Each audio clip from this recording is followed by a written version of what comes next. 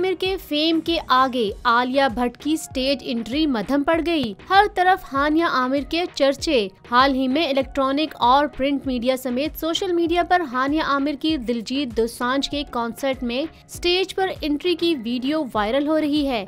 Same उसी वक्त भारतीय शहर बेंगलोर में 4 अक्टूबर की रात अदाकारा आलिया भट्ट आलमी शोहरत याफ्ता डीजे एलन वॉकर के कॉन्सर्ट में अपनी फिल्म जिगरा प्रमोट करने अचानक पहुंच गयीं। वैसे तो दोनों की वीडियो सोशल मीडिया पर प्रमोट हो रही हैं, लेकिन भारतीय मीडिया की जानिब से आलिया भट्ट के बजाय पाकिस्तानी अदाकारा हानिया आमिर को एक खास प्रोटोकॉल दिया गया।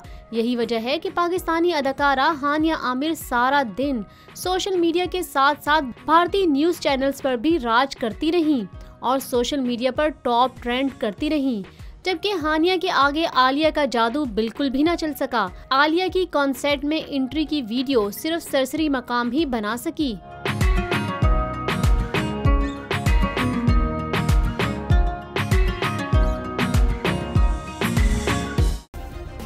सब्सक्राइब करें और बेल दबाएं ताकि कोई खबर रह न जाए।